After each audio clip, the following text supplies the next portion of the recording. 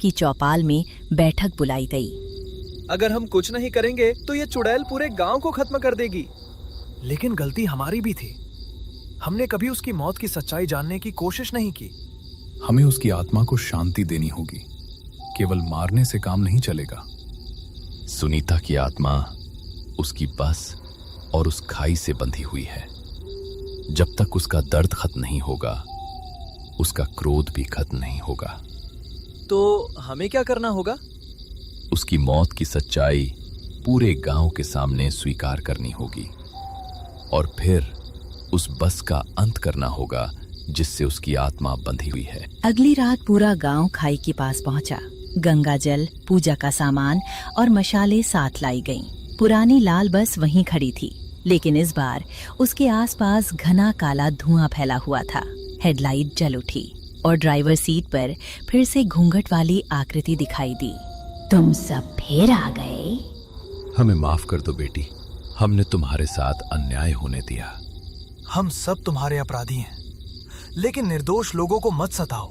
कुछ क्षणों के लिए सन्नाटा छा गया। फिर सुनीता की आंखों से काले आंसू बहने लगे।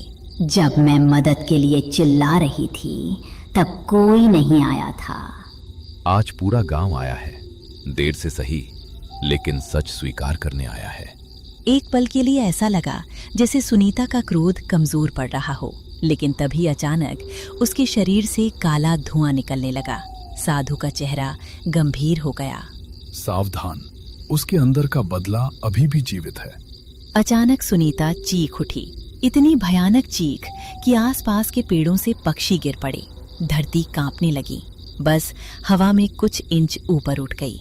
गांव वाले डर गए, लेकिन साधु ने गंगा जल उठाया। सभी लोग एक साथ भगवान का नाम लो। पूरा गांव मंत्र बोलने लगा।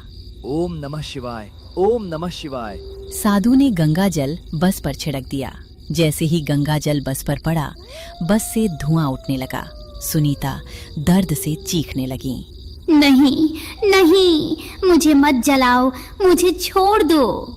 लेकिन अब उसके चेहरे का क्रोध धीरे धीरे खत्म हो रहा था। उसकी आंखों की लाल चमक बुझने लगी। बेटी, अब इस दर्द को छोड़ दो। साधु ने फिर गंगा जल छिड़का। इस बार पूरी बस कांप उठी। फिर एक तेज धमाका हुआ। लाल बस की खिड़कियां अपने आप टूट गईं। इंजन फट गया और पूरी बस आग की लपटों में घिर गई। आग के बीच अचानक एक चमत्कार हुआ। सबने देखा, भयानक चुड़ैल गायब हो चुकी थी।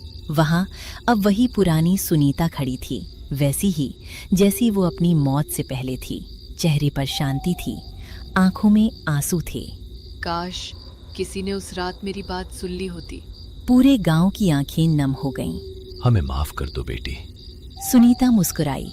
फिर उसकी आत्मा धीरे धीरे सुनहरी रोशनी में बदलने लगी। अगले ही पल वो रोशनी आसमान में विलीन हो गई और पहली बार 15 साल बाद उस खाई के आसपास का अंधेरा समाप्त हो गया। उस दिन के बाद लाल बस कभी दिखाई नहीं दी।